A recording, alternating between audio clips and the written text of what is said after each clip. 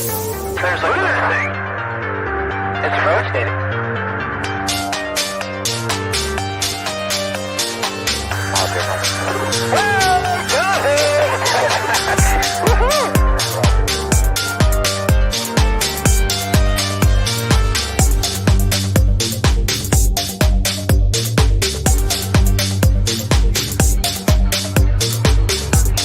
What was in the skies over Jerusalem, and why did it southward was treasured sites in Christianity?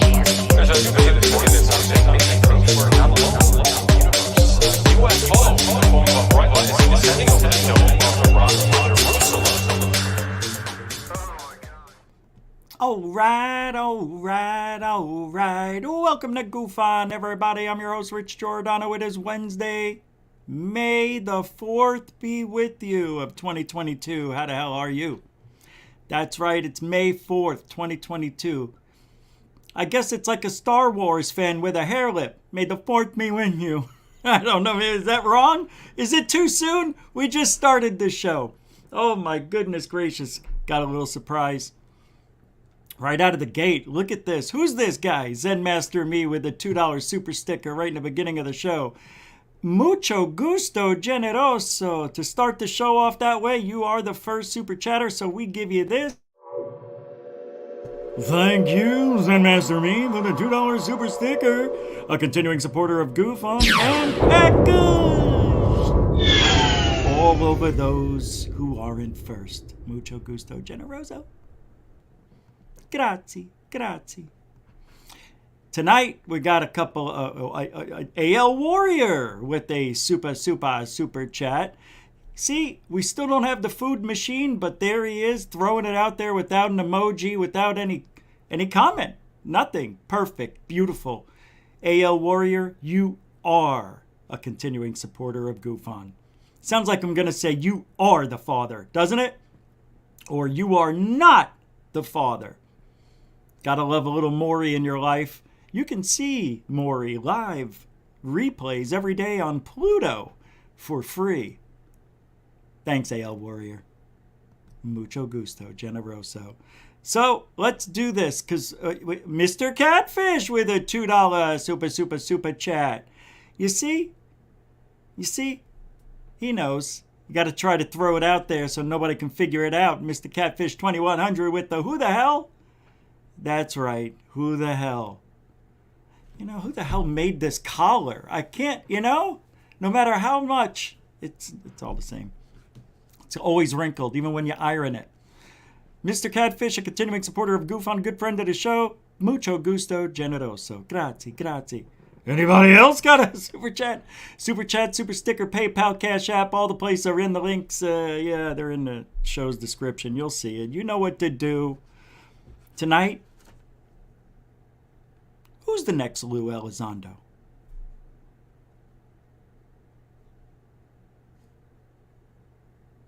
See, nobody knows. Nobody knows the troubles Lue's brought. You know what I mean?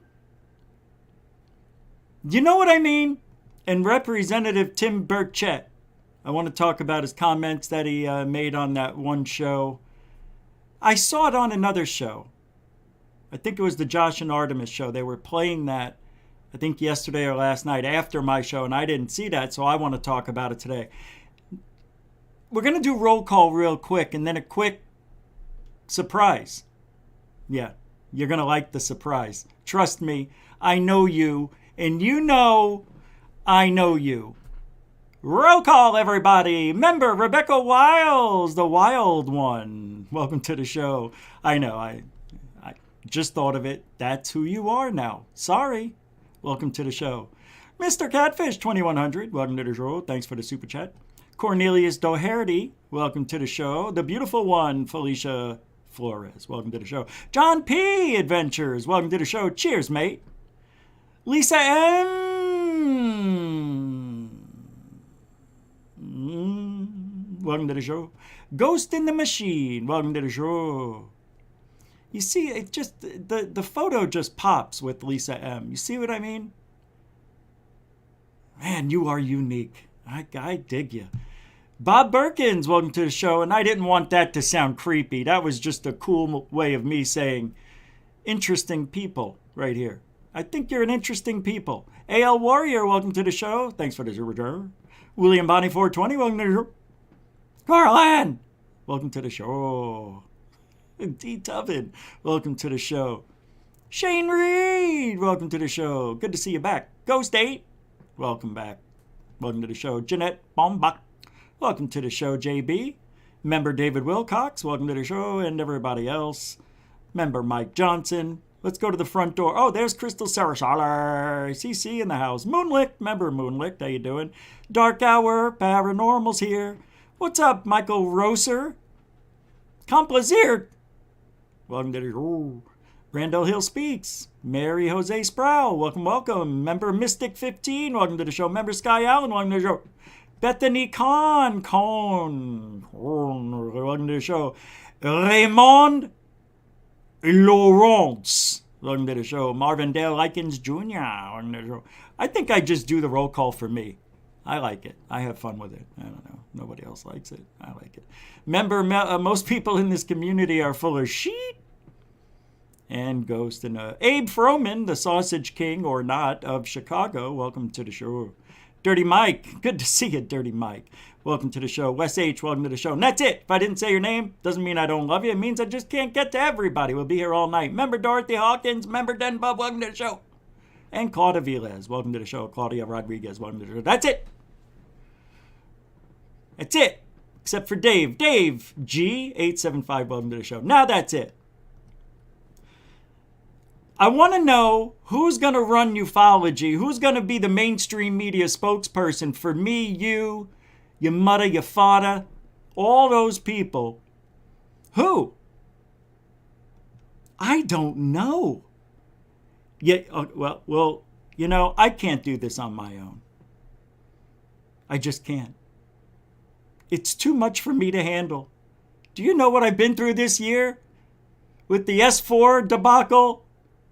Huh? Who's Lou? Lou?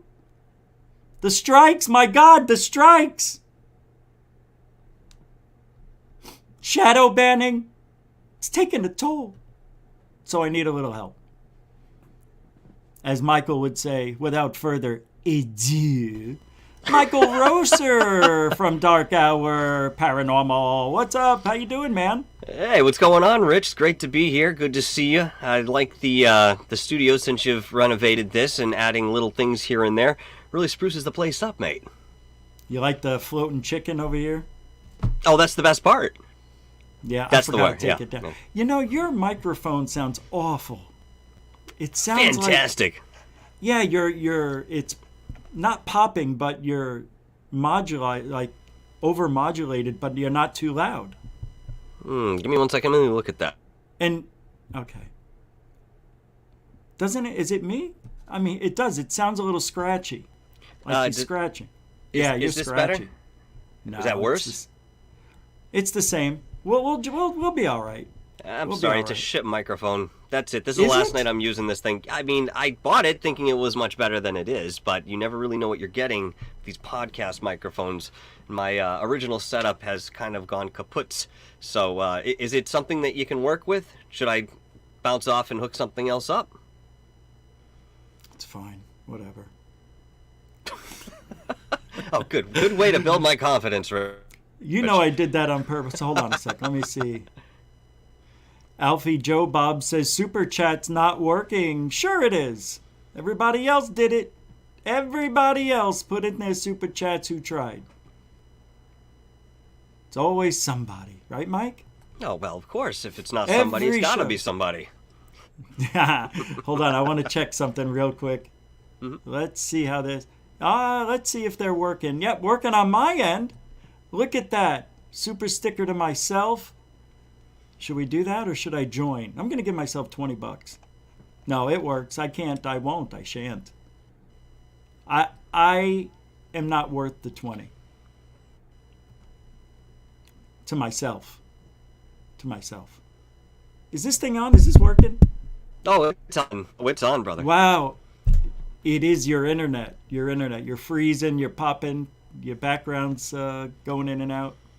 Well, that's bullshit. Hold on. I know it's all right. So, have not you really. thought much about ufology lately, or have you just been, because you're still doing your own paranormal thing and going around town and looking for dilapidated buildings or dilapidated whatever it is, right? Aren't you still, you're still doing the ghost hunting and stuff, right? Oh yeah, I'm certainly going out and documenting different places of interest when it comes to the world of esoterica at large. This may be something in the way of the paranormal, could be cryptozoology, could be conspiracy oriented. But to answer your question quite directly, absolutely, I still got a firm grasp on ufology. Actually just read Philip Mantle's book, UFO Landing UK. I found it to be very fascinating and sort of reminiscent of what Michael Schratt has put together for us here in the United States. Philip Mantle has done this in the UK, and certainly I expect to see much more of this type of research. Now, the only problem I have is it's still one way. I mean, you're only getting to one conclusion. As interesting as this is, you know, even the authors kind of sign off saying, yeah, we can't say what this is. We just have to call it unidentified. Well, we know that, you know, and that's why we're reading the book. And yet I can't really criticize them because they remain inconclusive. That's the way we should be until we have something in our hand in way of a physical evidence. But at the same time, you know, I'm looking for that small breakthrough where you get that glimmer of light showing us the other side somehow and allow us to be that flowing water with the path of least resistance towards that truth. I think as a collective, we'll get there, and I'm speaking specifically about ufology, but we still have some time ahead of us. Can you repeat that one more time? Yeah, no. You unlocked a lot right there, though, man. You see, that's it. We have so much to go over, and yet, you know, every year it's the same thing. There's always somebody with a story and some more evidence that's not really that great, and yeah, you know, we just keep seeing the same patterns over and over and over again. Mm-hmm. And that's okay, though. How's the weather been? Before we get to the more important topic of the weather, let me ask you, why? You don't understand. I'm creating an atmosphere by asking you that. I know. That's why we went to the weather. I went to the Jeremy Corbell School of Journalism. Funny you should mention his name. I'll bring him up in a little bit in response to something you asked earlier. All right. Now I've forgotten what I was going to say, but that's okay. It will return. I said, so how's the weather? You were about to say something. Yeah, was that something that I was going to go down the path? That's okay. It'll come back to me as we move forward. But yeah, it's been mild up here. It was raining today. Wasn't able to go out on location as I had planned. Hopefully tomorrow is going to be a bit nicer, so we'll have a premiere sooner than later in way of, you know, these mini documentaries I'm putting together on the channel. But yep, go ahead. And the reason I went backwards and went back to the more introduction type of question, you know, how's the weather, how's mom and dad, you know, how's your dog and all that stuff, because I feel we need more of that in this field. We need to know more about Michael Roser. See how I said the S? Yeah, I did. I mean, you said something about hair I've lip, worked but that on was that. on the back of the palette, yeah. It was. You know, a lot of people call Michael Rozier, like Rozier or S as a Z. It's not. It's Roser. It's Roser. And right. yeah. And I appreciate you chastising me in front of everybody that one night when I mispronounced it. I'm joking. He didn't do that. Michael never would. He wouldn't do that. He's not that way. I'm joking. Because I have a name that people can't pronounce. You know, Giordano, Geronimo, one guy said one day. Geronimo. Yeah. And that, it's true. People don't know us, Mike. And, you know, like a lot of people call you Michael. I just said Mike. You see, I stepped around and outside the boundaries of the comfortable Michael word. Well, and I went for Mike. And I threw everybody off. Mike, oh. He just called Michael Mike. That has a lot of weight. Yes, it does, and usually it's more informal to call me Mike. I mean, Michael is what my closest friends and family call me. What are you, a doctor? You have a PhD? Yeah. I mean, well, I don't know. How much do you know about me? I know very little, as a matter of fact. I'm scared. You lie. I'm actually scared. I know. I think I know just enough. I know the right amount is what I know. Well, as time goes on, we'll overflow that cup. But you know what? You know, you speak about my name. And yes, people do know me as Michael, but they also know me as Quincy. All right, to make this much Oh, more right. confusing. I forgot Quincy. Quincy, and That's your real name, right?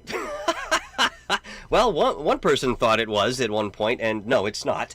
But it is a nickname that I have adopted, certainly working in certain fields up here within the restaurant business many years ago. It was essential that I kind of separated myself from the 5 to 7 other Michaels that might have worked around me at one time. So that's where that moniker came about.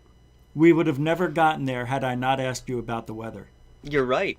You're right. Do you see what I did? You see the insanity, the genius? I do, but I still can't remember what I was going to say. It doesn't matter. It's about how things feel when we're here. And I know you don't do a lot of live shows, right? You do what, a couple a week now, maybe? Not even? Oh no, I'll probably do between 1 and 3 a week. I'm sorry, depending you're on cutting out. what 1 to 3 a week, you said? Oh, he's froze. You're a frozen popsicle. Yeah. Oh. That stupid internet. Anyway, sorry. I'm coming back. No, Here we that's go. okay, bro. That's all Am I right. back?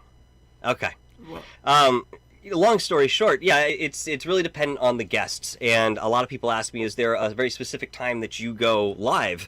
And as much as I would like to say that there is, again, I have to kind of work with some of these people. Many of them have hectic schedules. Maybe they're traveling, lecturing, promoting some sort of novel or, a documentary they put out. So they have limited time, and there's only small bits of windows that I can kind of work with within these people. So I leave it to the guests to kind of help me create my schedule. At least for the time being. We may get more organized as things go forward, but I'm only the one-man band, as Rich is as well, and do all the booking myself, preparation, production, and so forth. So it takes time. It takes time and it takes energy. I've had people offer to help out, offer to get guests and stuff like that, and I tried it early on in the past, and I'm like, I'd rather have control of everything right now, until I can't handle it anymore. But I like doing the thing by myself. I'm different than a lot of people, and a lot of people like having guests on. You're all right, but it's not like I'm playing. Oh, you see, we got him upset. He disappeared again. That's how you know he's upset. He went back into his little galaxy time hole there. He's hiding out. Michael, all joking aside. Or is it all seriousness aside? Is it all joking aside? All kidding aside. That's it. Right, Michael? In about 10...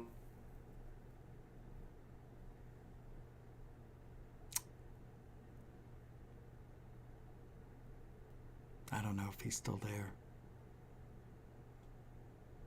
I think he's still there. I see something. I think he's upset. He's going to leave. He's going to quit. It's over.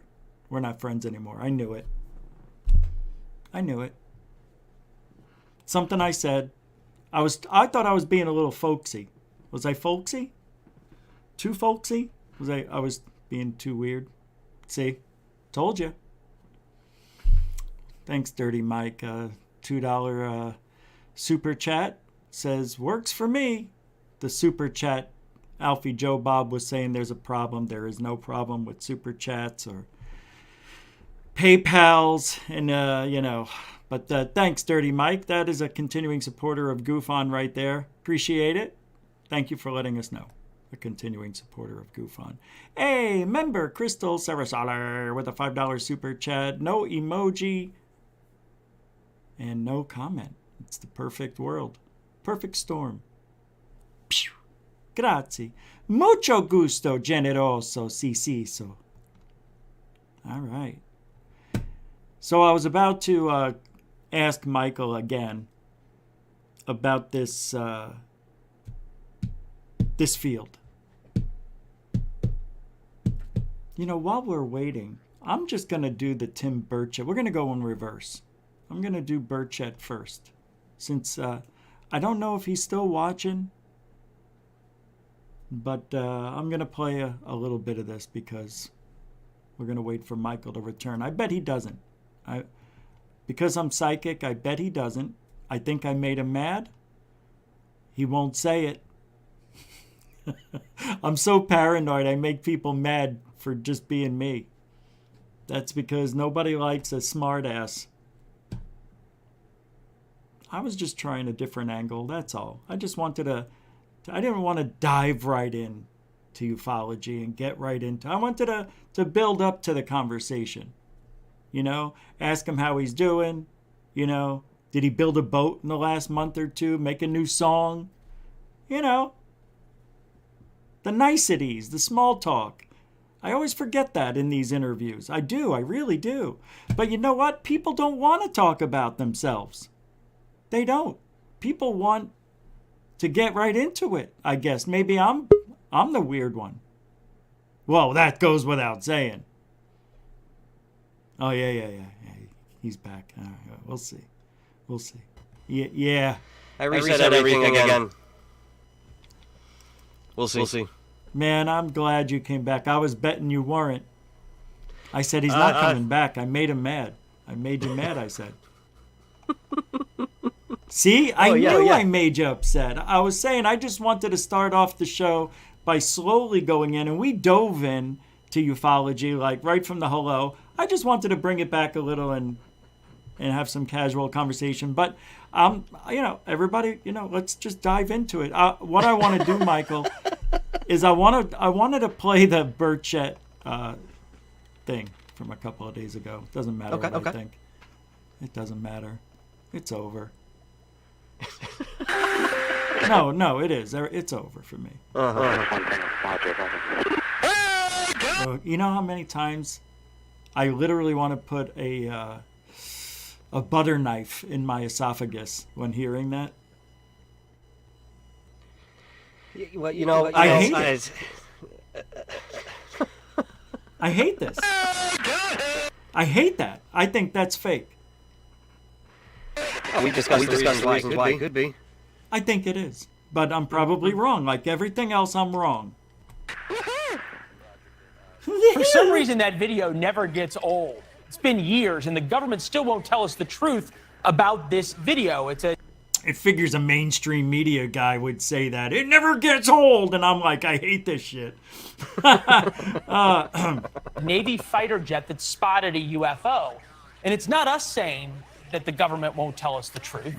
Members of Congress want answers. They want more from a Pentagon refusing to say much about those who have visited us in these videos. This map shows 6 separate incidents of unidentified and unknown flying objects detected by the U.S. military dating all the way back to 2004. A number of the UFOs were tracked or seen by multiple ships and or radar, and as you saw, captured on video. Congressman Tim Burchett, Republican of Tennessee, who's passionate about this issue, joins us now. Big picture, does the Pentagon know more than they're saying? 100%. 100%. And Leland, you had George Will on earlier. He said it's in our country's DNA not to trust the government. And this is another example why. These are Navy pilots. These are the top pilots in the world. And they didn't leak it, but somebody else leaked it. And for a longest. Yeah, we gotta stop that. I almost forgot. And the video is for fair use, educational purposes. Any comments yet on this? Love the rifle in the back there. Just in case they are a threat, you know?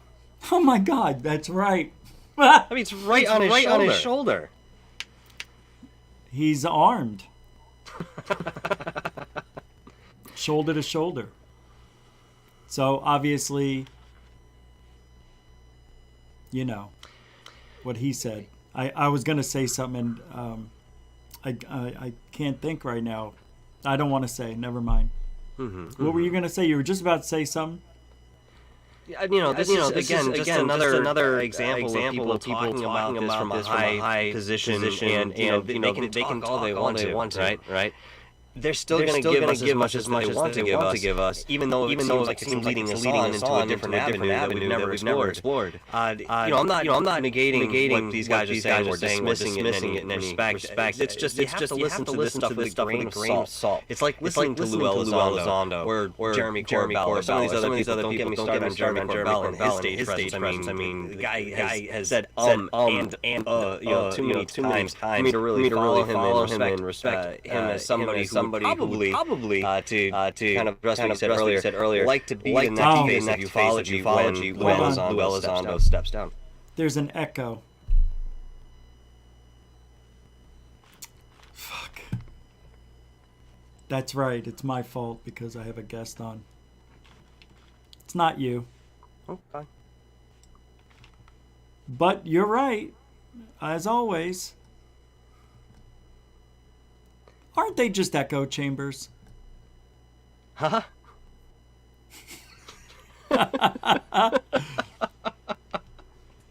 No, seriously, hold on.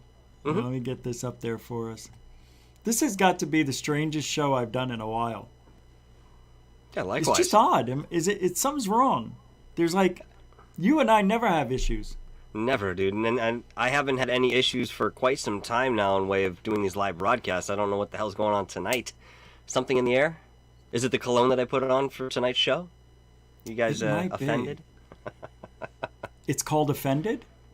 Yeah, well, I'm asking if people are offended by, my cologne. Yeah. No, just your BO. Oh, okay. Well, I was trying to cover it up. I mean, just tell me I didn't do a good job. All right, no more echo. I'm going to continue with the Birch. God, look at these people, Hold on. I know you can't see it. Yeah, I mean, all right. This time they said it didn't exist. And now that they've come forward with these tapes, there's so many of them out there that show, they're flying into the water, under the water, in the air, like this, what we're seeing right now on the screen. There's just so much out there, and it's we wild. need to get to, we need to start addressing. What's that? What'd you just say?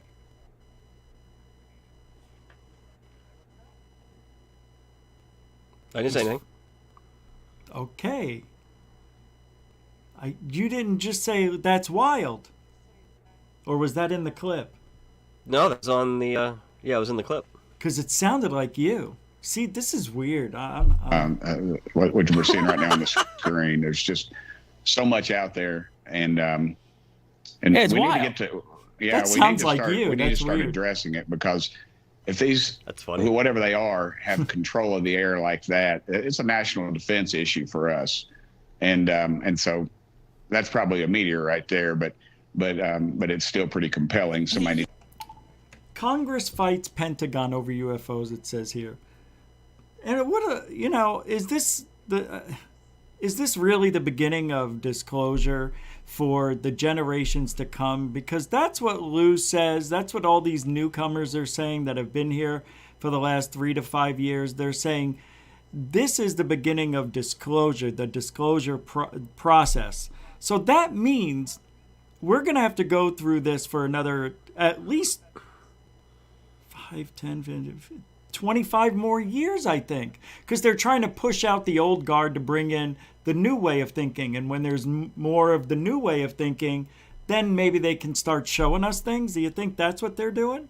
I think you've hit the nail on the head there. I think that's exactly what they're doing, slow rolling this process out. I mean, we as the ones sitting observing, we could say, well, the intention is that, they want to ease us into a new paradigm shift. But, we're human beings and are incredibly malleable and flexible within our reality. If there isn't something that we have in way of strength, it's definitely adaptability.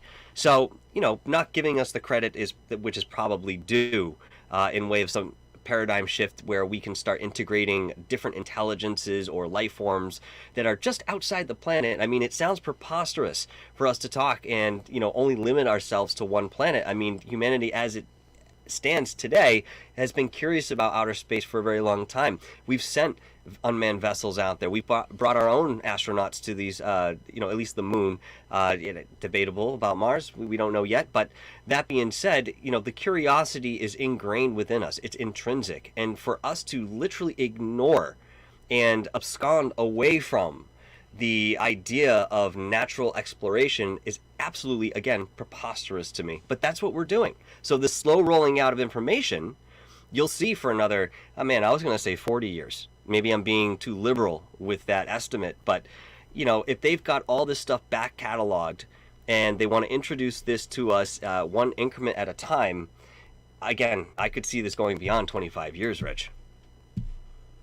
Yeah, I was being a little, I don't know, more optimistic than normal, but you could be right.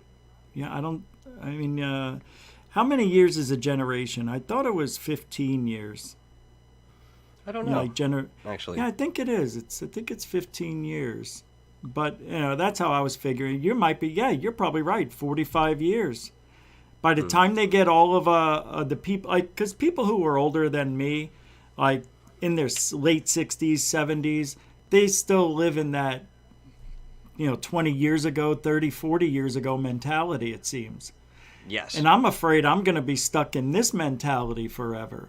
But I don't know. It depends on how in tune you are with the community and with things, with the way things are going. If you're up to speed on things, right? Well, sometimes it's hard to see past our own noses, and I don't mean that in a derogatory sense as if we can't do it. It's just the moment is very convincing and quite compelling. So while we think about the future, we're kind of dreaming about that future, right? We're still living in this moment. So, it's hard to really assess what might come next. There's so many different moving parts to this mechanism. You have government, you have private organizations, you have the public at large, you have these public speakers coming out such as Dr. Stephen Greer saying, hey, I can make direct contact with these. You have others calling themselves, the UFO whisperer and so forth, claiming to do the same thing. So there's a huge disconnect between all of these different factions of curiosity, and yet they're all looking towards the same horizon. The problem is some of these factions are a little bit further in their trek towards that horizon, and therefore might get there quicker and then have the control over what is disseminated, and if they even continue to show the horizon. I mean, they have the capability if you want to look at it in a metaphoric fashion. Well, they're talking here about, talking to Congress and fighting it out over UFOs. I don't know if this has ever been more in mainstream media than it has been in the last few years. Well, we know it hasn't been, but I'm thinking now. I'm not talking about waiting for the 180 days, because that's what the last 2 years was about, waiting for those files to drop, it seems, or at least 6 months. But what are we waiting for now? That is the question. No, What's I do. next? That is the question that we're all asking, and it seems to be that as we push forward and do this research and we continue to be boisterous in our opinions about the subject at large, this is, in fact, some way having an impact on some of those organizations that do have the information. For example, the 180 days of disclosure. This came about, on the back of a relief bill, and yet there was a certain FOIA request that kind of propelled this forward as well. All it takes is the inquiry, and if the law states that they have to provide us with what they have, and they don't, there can be repercussions for that. But the question is, how do you go about that? So to basically get back to your question, what's next? It's really, again, up to all these different moving parts to either work in tandem, together in some sort of organized fashion, which, I think, you and I would certainly like to see moving forward once again, or it's going to, again, come from the individual, and the experience itself will be just so overwhelming that they have no choice but to acknowledge that within their reality, within their life, and then this will now be a reflection as they express and communicate this outward to others who've had this experience. And I think every single person, as we go through the next 10, 20, 30, 40 years, is going to be touched by ufology in one way or another. I just think it's the course of action that we're going to do. And it's as simple as something as calling it politics, right? I mean, everybody's affected by politics, even those who have no idea what it's about. It's still working as a machine behind the scenes, and you can be involved with it to a certain degree. I think ufology, unfortunately, using that model, will take a similar role, and we'll have to, kind of approach it in a similar fashion. But again, the unique dynamic is that where in politics we have opinions about certain things, this will be more experiential, and will be validated as time goes on. Yeah, I hope you're right. And I've gotten a couple of messages from people saying they go to click on the show and can't. And YouTube says this is blacked out in their country. That's strange. Just And to then add I look another up at the anomaly. numbers, and there's only 110 people. Usually We're we've missing got a like few. 145. Yeah, maybe the other countries, maybe we're blocked in other countries or something right now. For what reason, though? I can't figure it. Even in your title, there's nothing there that should be raising a flag. Yeah, I know. You know, Well- this is yeah. Go ahead. Yeah, you know, you never know with YouTube, man. Who knows what's going on? Mystic member Mystic15 with $2 says, "Nice, thank you for the super chat. Schratt, Michael Schratt, could help lead ufology with you guys." I don't know if I want that title. I don't know, man. Well, I mean, he kind of does, in a sense. He does what he does in his corner, and he's very good at what he does. And for that reason, he's got this library of archives that, you know, perhaps other people don't. So he is definitely a source and a resource when it comes to ufology. And he's worked very closely with Third Phase of Moon, which, of course, we do as well. So quite technically, he is in the same camp, and he's leading ufology with us in his own way. He's had a resurgence of popularity now with his channel going a little bit viral, actually. But yeah, he's got a ton of information that have visuals, so that's nice. And he's got the artwork from the actual people who, you know, explained what happened, and they drew it out, and yep, that's exactly what it looked like. And he's got those all colorized and in high def. Beautiful stuff. You know, just you jogged my memory here for a moment. Do you remember just pick any of the probably 2 or 3 instances where a craft has come down, landed in front of a school, wherein the children came out and talked to the occupants? Now, there's one case in particular that we remember very well. It's something that we've talked about time and time again. But did you realize there's about 20 to 30 of these within the last century that they were coming down and appearing to, you know, these kids? Now, I don't want to give too much away from where I'm sourcing this from, because some of it you guys will, you know, find on your own time.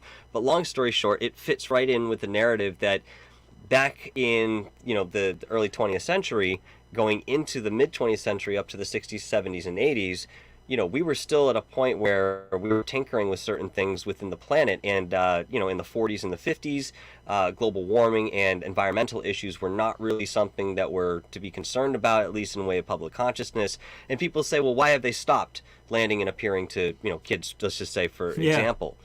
The fact of the matter is, we've reached a threshold. We've gone over some sort of precipice where either we're screwed later on from what we're doing to the planet, or we're actually going to make it. We just don't know which one it is. But that's an interesting explanation as to why there was so much activity during the 20th century, and we're not seeing it in the same fashion that we saw through the 40s, 50s, 60s, 70s, and 80s, specifically as a result of, you know, the actions that we did or didn't do based on the warnings they gave us.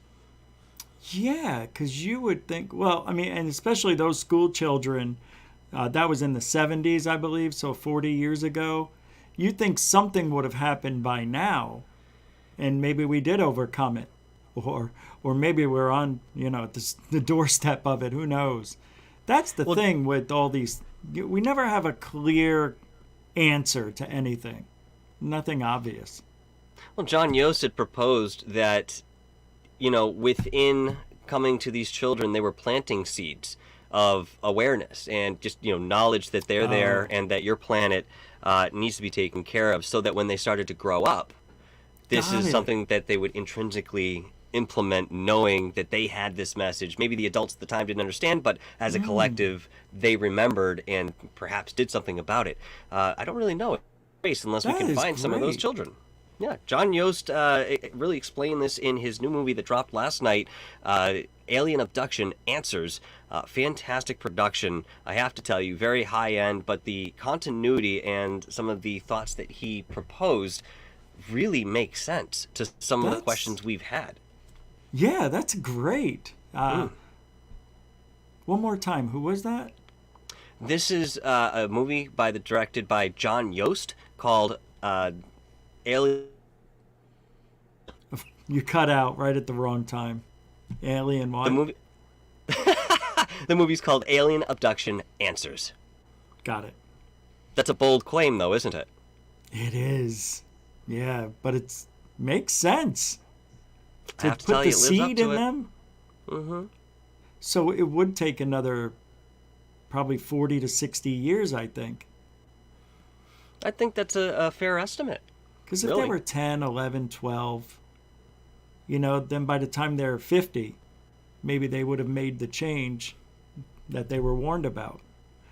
Or had spread the word enough and other people caught on and made sure those things didn't happen. But there's no Right. specific things. Like they say technology, that's broad, dude. That could mean, don't have cell phones because they'll give you cancer. Maybe they didn't know, that not everybody gets the cancer. Maybe they saw a lot of cases and then they said, those cell phones. But they didn't say, they said your technology. It's so broad. It's too broad. How do you know what to go on? I don't like that. That's what bothers me about these alien visitations. They never give specifics. And you think if they would make that kind of effort to go and cloak and, and hide, even though they're right out in front of children. I'm talking other people, to abduct them in their sleep or out of their cars in the middle of nowhere, do it all like that in secrecy. And they just say, make sure your technology doesn't get, it's going to ruin the planet is what I'm trying to say. They never say what technology. What do you mean? Satellites? Do you mean satellites? Are they bad? Don't leave. They said, you have It's a nice amazing. little project called HARP, don't you? Right. Why don't they Why? say CERN or something like that? It's a concern, Rich. A concern. And I'm That like, would I be don't get appropriate. it. Yeah. But everybody's like, I don't know. Technology. I don't know what they mean. What do they mean? iPods? Was an iPod a bad thing? Was the BlackBerry bad? Was it the BlackBerry? Remember David Wilcox with the $10 Canadian super chat. We love those Canadians up there. You've got this guy for 3 more years not getting anything from him. What guy? Oh, he's talking about Biden. Ex-Vice President Biden. Yep. Yep. Thank you, Mr. Wilcox. We appreciate that. He's not my president. Mucho gusto. Generoso. All right, let's continue with this bird chat. We got a lot of conversation out of this. I'm sitting here with Michael D. Roser. I don't know if it's D. I don't know. Michael Q. It's A, but you're close. Yeah. A. All right, here we Alan. go. Hey. Huh? You can call me Michael Allen Roser. That's my middle name, believe it or not. Oh. Michael Allen Roser Sr. Mars. M-A-R. All right, here we go. Giddy up. We're continuing with the Burchett. I don't freaking know.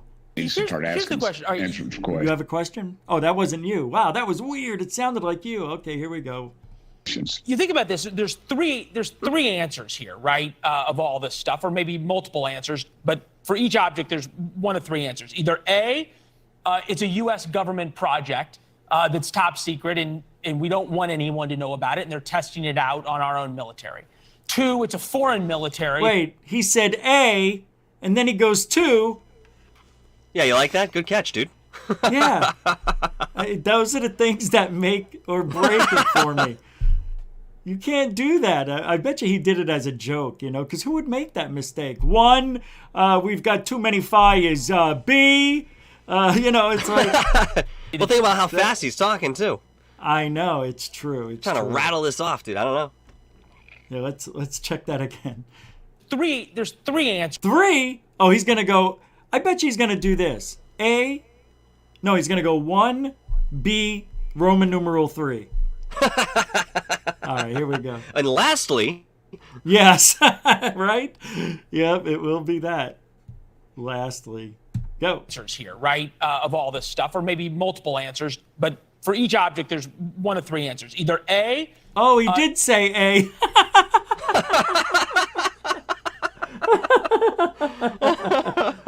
I am a loser. yeah, I miss that, too. I think you just relied on me. I might have. Who's listening to this guy? I mean, all right, because he said one of 3 things, and then he goes A. So I heard 1. I got it. All right, so he was right. I was wrong. Funny, and go. It's a U.S. government project that's top secret, and we don't want anyone to know about it, and they're testing it out on our own military. 2, it's a foreign military that's... Wait a second. Yeah, no, you had it I right was the first time. He says A and then he says 2. Okay, so I had it backwards. I was thinking he said 1 and then B. God, I am way high. All right, let's go. So 2, and my hair is perfect. That is cool hair in a way, but it's too contrasting for me. Too dark and too light. It looks like he dyes it. Yeah, well, he probably does. I mean, those celebrities, pay pretty penny for their haircuts. But who would want to make themselves look older? Because grays make you look older. I don't care how young you is. All right. I'm all over. Their newest and latest technology on our military. Or 3, it is something from out of this world. Which one of those 3 is most plausible? To me, it's the third. If it was ours, we could end all conflicts because we would have the strongest air power.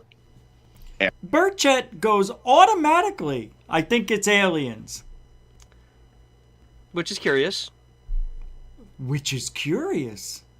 Well, I mean, without evidence. Right, exactly. That's where I was going to go with this. Yes. 100%. Without evidence. The thing is, too, I don't know if some of these, leaders like Tim here actually want to see some of the truth in way of what, we've been observing. I just don't know where some of them actually stand because they're so full of facades and fronts when it comes to being a public figure. It's hard to find some transparency in way of what their actual motivation is to talk at such a level like Tim is right here. Yeah, no doubt, man. All right, let's hear what we got. Halfway almost already. All right, here we go. Jesus, already? Ever. Shut Two, up. if it was the Russians or the Chinese, I mean, honestly, Putin, he would land one of those things on the White House lawn and ride a unicorn out and wrestle Joe Biden. So the reality is it's 3. I mean, there's historical references to this. If you read your Bible, first chapter of Ezekiel pretty much describes a UFO landing. Here we go. And historically, we've seen it in the Dark Ages through paintings. There's hieroglyphics on walls and caves.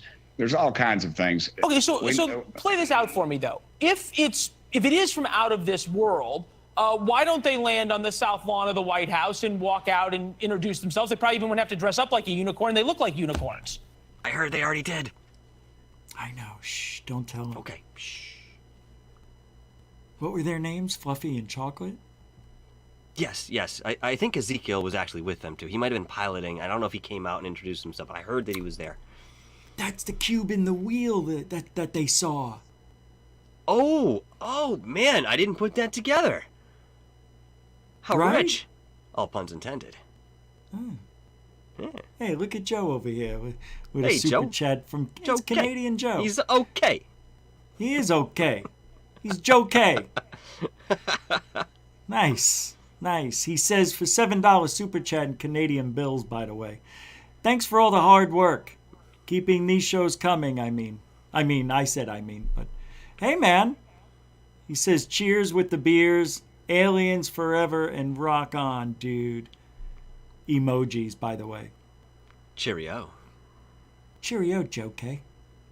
It's Joe K. It's a good guy. Yeah. It's good. It's Great a good guy. seed.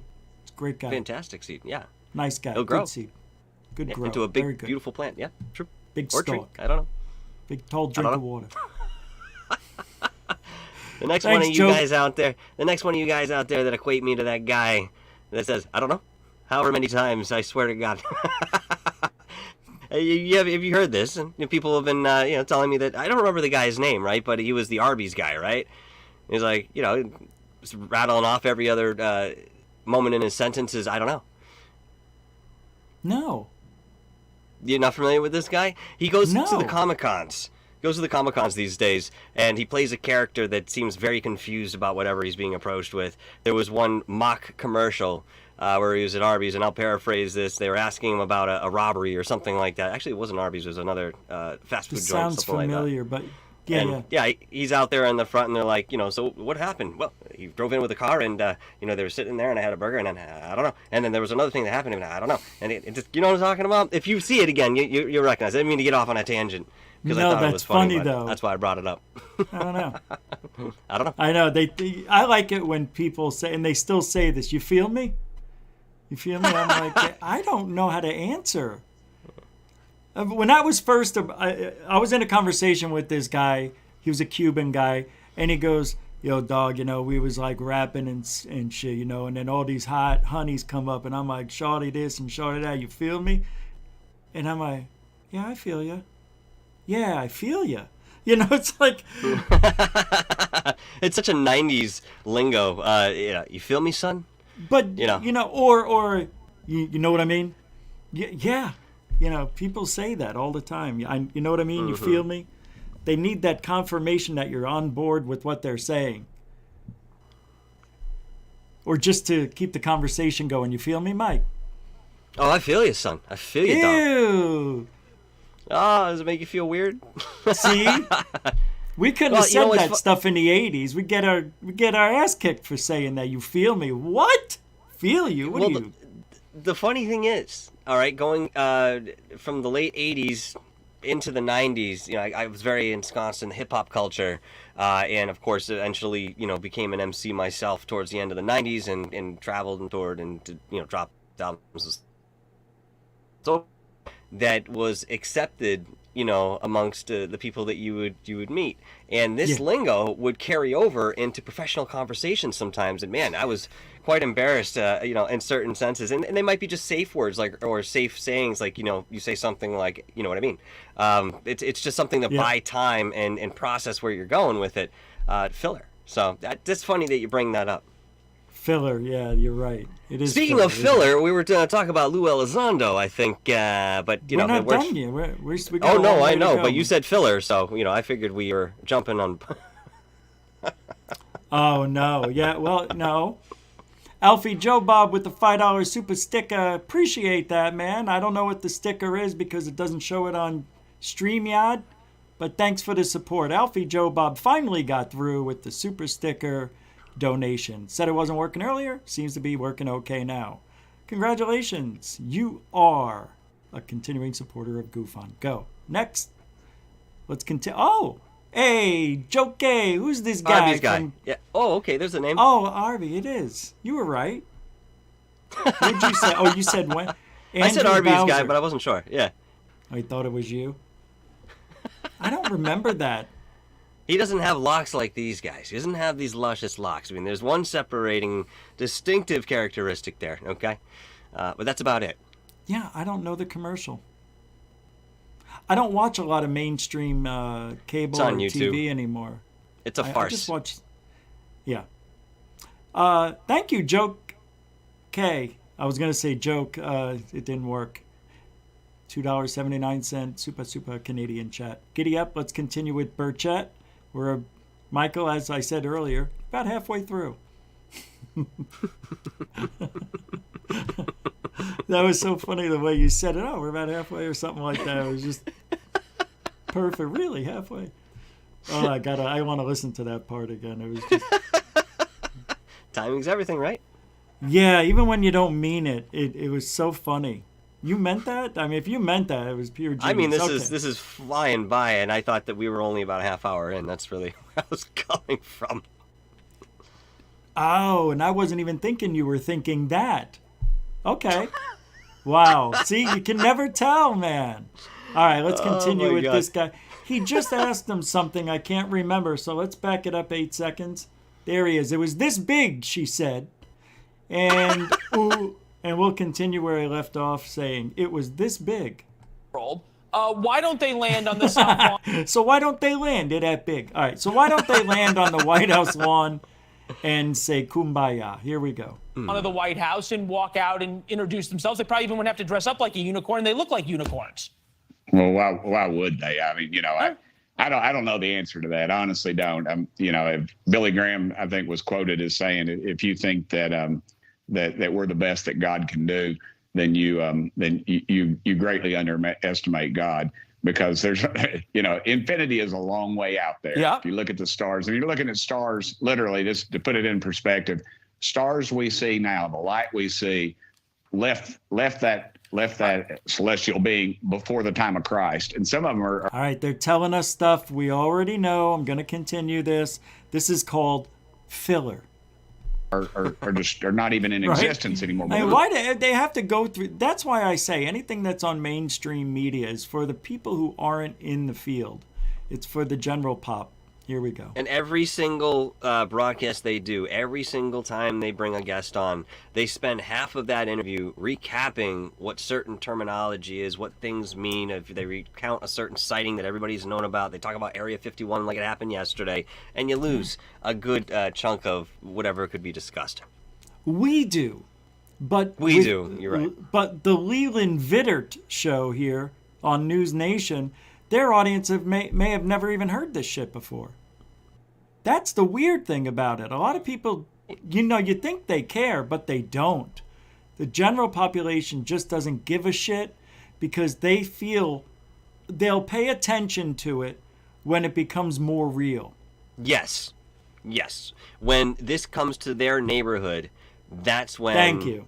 They're going to actually pay attention. You're right. Yeah, man. And the neighborhood should be this continent, I would think. It only takes one. One UFO lands anywhere on the planet, game on. All right, let's continue.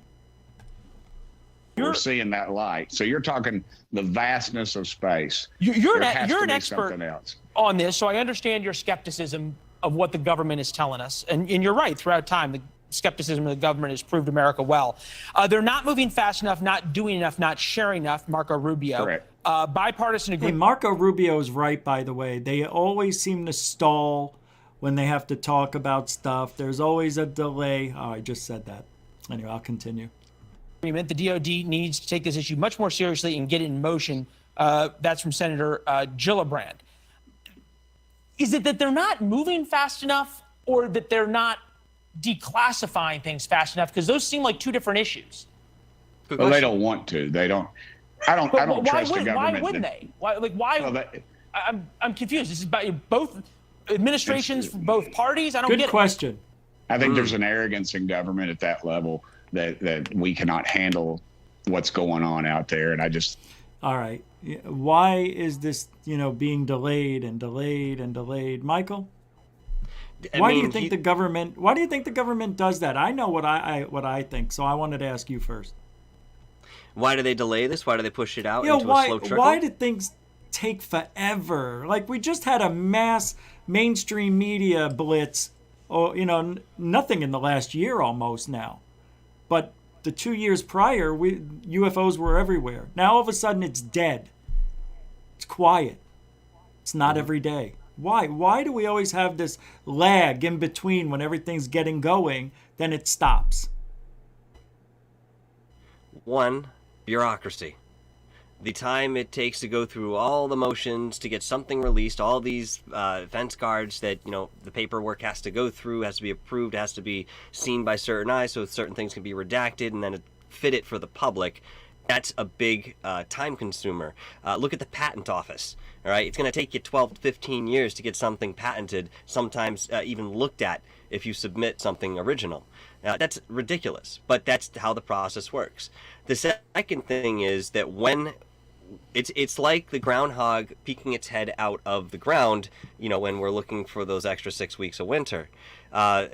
The truth is, we'll get excited when we see it, but then we know the groundhog is going to go back underground and we're going to live out those next 6 weeks before the weather warms up. I think there's something similar in way of the dissemination of this information that the governments have attempted in a very small fashion to give us. It's really just to get us excited, flash something over here real quick. We all turn our attention, say, ooh, what's that? It's shiny. And they take it away, but we still have the remembrance that something was shiny over there. Okay, and so we're still going to look that direction, perhaps not as a collective for as long as you and I would, but for some time there will be a collective consciousness weighing in on that direction of what they're telling us or showing us. they don't really care about, what they would consider the small P's, if you will, of the field or people interested in this, because they're really concerned about how the collective thinks about this in general. That's why they appeal to the mass consciousness, and they talk the way they do, and they use the verbiage that they do. We've been talking about UFOs in the mainstream since 2017, definitively. Okay, this has been something that has really arisen and has been in, your common man's mouth, walking in the grocery store, going to the gas station, or, talking to your local waiter at a restaurant. Everybody's been exposed to this to some degree. Yeah, there are varying levels of interest, and some of this has to do with belief and the systems of ideology that people have created. But again, what the governments are doing, and I don't mean our immediate topical government that you see every day, what the back-engineered government of the world are doing are slipping these little things in, knowing that it's a progressive build. And unfortunately, we can find a few layers of their agenda within that as well, and it still breeds a certain frustration amongst those who really want the truth, really want to move forward. It's like a group of people that want to leave the planet and start colonizing a different planet close by, okay? But they're told that they're not allowed to do it, and if you try to, we'll keep you from doing it by force. Yeah. What is that? Again, we go back to the human curiosity and the truncation of that natural explorative nature that we all possess. It's completely contrapuntal to who we are in nature. I understand, but when you have to protect millions of people, and you have all these different governments around the world, there's got to be some sort of process, I think, that they all agreed to go upon when it comes to aliens and finding out if there are aliens next door or whatever. I think they want to make sure that there's no threat before we leave, and they don't know how they're going to do it. But they don't understand that these secret black budget programs, that they have the technology to take ET home. They want to go that way. They want to go with ET. So if we have that technology to take them home, do we have the technology built and finished and we can do it? Or do we just have the technology and we don't know how to use it? I would assume they know how to use it. I think at this point, whatever we have in way of what we consider extraterrestrial technology or high technology certainly came from, that source. But at the end of the day, it's now our technology. We've adapted it. Yeah.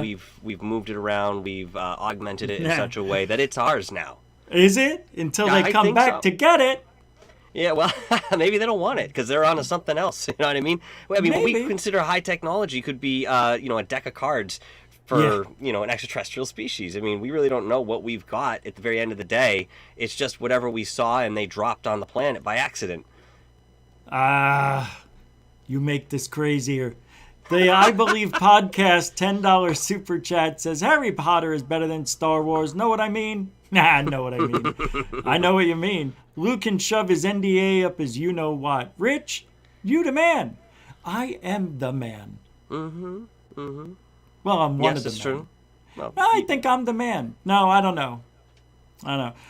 But thank you. All right, I'm the man. Thank you, the I Believe podcast. And I think that's your first super chat here, because I don't recall ever, but thank you for being a supporter of Goof On. With that being said, we'll give you this one.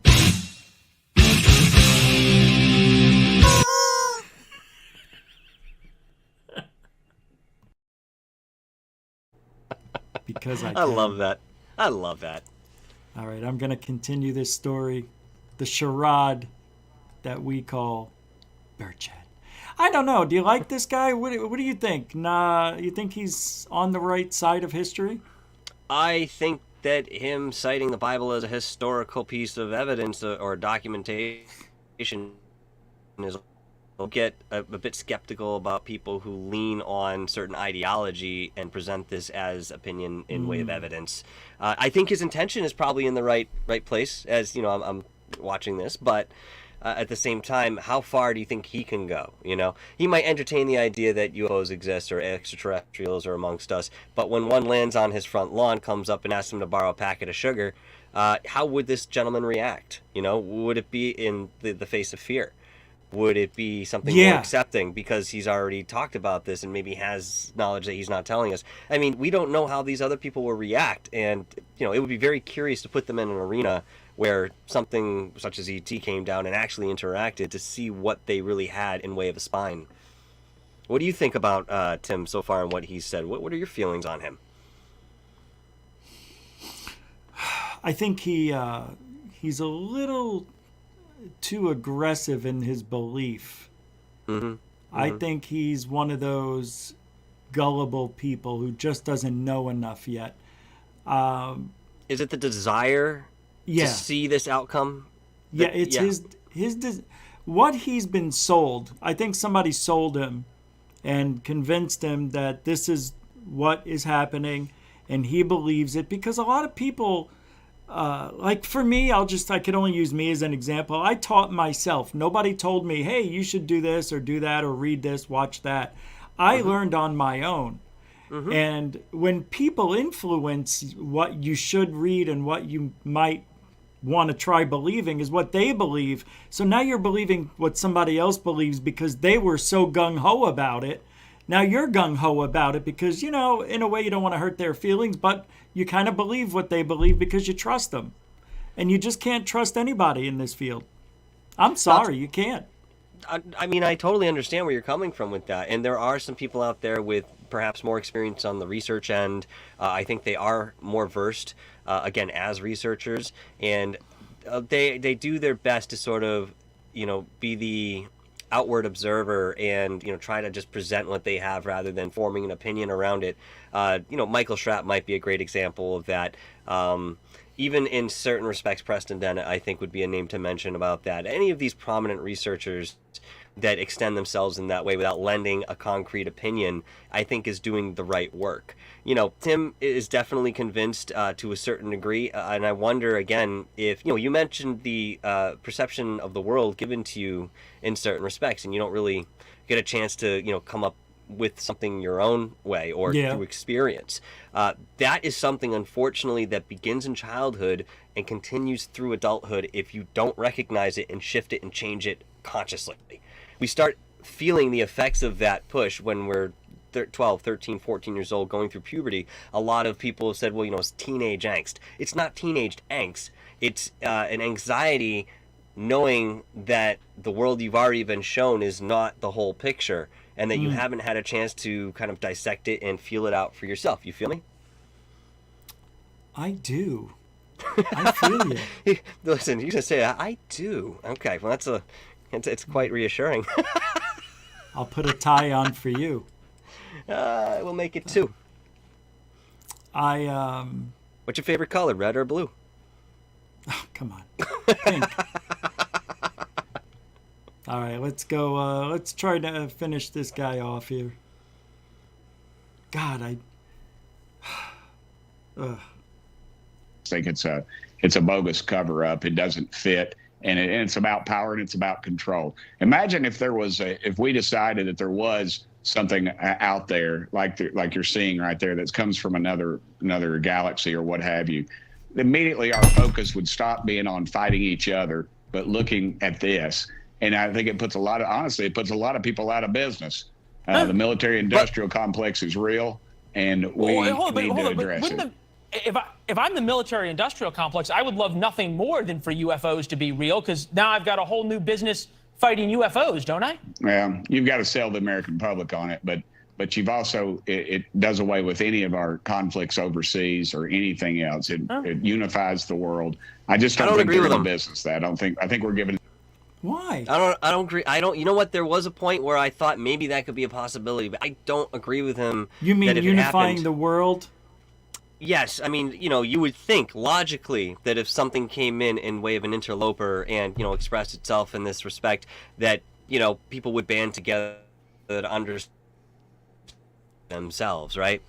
I think we're so fucking divided in this world that it would be very difficult. I think the first thing that would happen is that groups of countries, different governments would try to grab this thing for itself and secure some sort of power having attained whatever creature this is, or knowledge, or contact first. We want to be the first. We want to be the intrepid explorers that places the flag on the alien spaceship. It's frickin' Germany's, whoever. I have a very odd feeling that we're still very immature in that collective experience. I mean, again, it's an ideal. It's really an ideal, and that, to me, that's unfortunately what it is right now. I'd like to be proven differently. And again, like I mentioned, there was a time that I did think that we could have sort of banded together. Unless we're being attacked en masse and they're raining fire from the sky, if this isn't a life-threatening thing, I don't think we're going to band together the way we'd like to see, man. I hate to put that out there. It's awful that you mention it that way, because I'm going to say you're wrong, because your memory's failing you. Maybe you were too young. But 9/11 unified the frickin' world for a long while. But as I mentioned, that we were attacked en masse no, in a certain one sense. place was attacked, the United States, not the whole world. Just right, the United States. Go ahead. Right, but for months, the world was a better place. I could tell you, I lived it. And as an adult, as a 30-something-year-old guy, people were kind to each other. It was just a weird, but it was an enjoyable time. I think the threat of an alien invasion, or just the fact that aliens are here, or if that's what you're meaning, the fact that we know that aliens are here, whether they've attacked, if they attacked, which I think is what this guy means, if they attacked, right? Isn't that what he's talking about? We would unite as a world.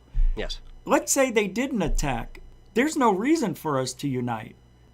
So I could understand that part of it, if that's what you mean. But if they're attacking, we're going to unite as a world, because we all have the common goal here. Even though we don't all get along, it's our planet, not theirs. No, that's exactly what I'm saying. If there isn't a threat en masse, then, I don't see the reason for us to sort of band together. Yeah. But if we're being attacked collectively, yes, of course.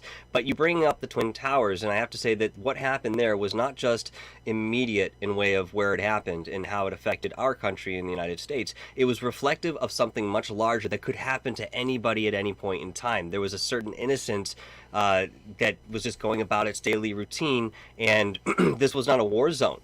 This was New York City, and all of a sudden you have something of this caliber occurring to innocent people. So again, I think this was reflective of what was happening at that time in the world. People banded together against the threat that was identified and the group of people that was identified with that particular event.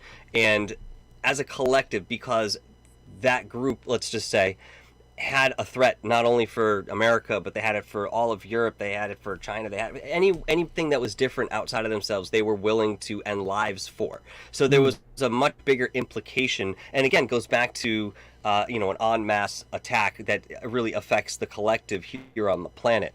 So we're agreeing, we're just saying it in different ways, that's all. I think. If I'm wrong, I'm wrong. Well, I just said what I said just to verify that I heard you correctly, more or less. Because I think that we're on the same page. All right.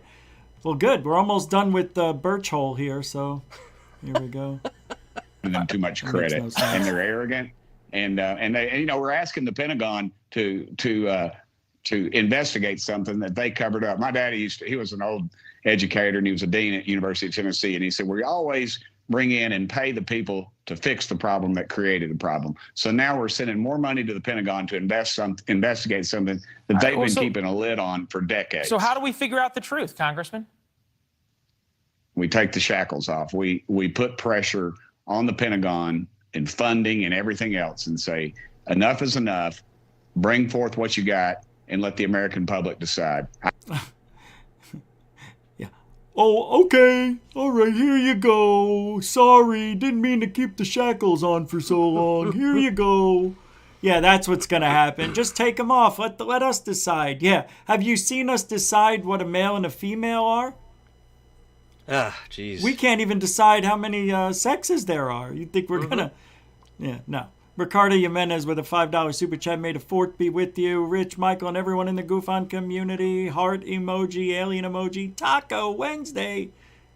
And I don't know, is he clapping there? Or is that this movie? I don't know, but I had tacos tonight. I'll eat some more if anybody's got them. As a matter of fact, I'm gonna go get some 2 tacos and burritos. Thank you very much. Ricardo Jimenez with a $5 super chat. Mucho gusto, generoso. Yeah, I don't like that they think they know. Nobody knows, and nobody's gonna take the shackles off just to make a couple of people happy in the community. Well, he did say something very interesting, though. He said that we're asking the government to investigate something that they covered up. Oh, yeah. That's right. interesting, man. I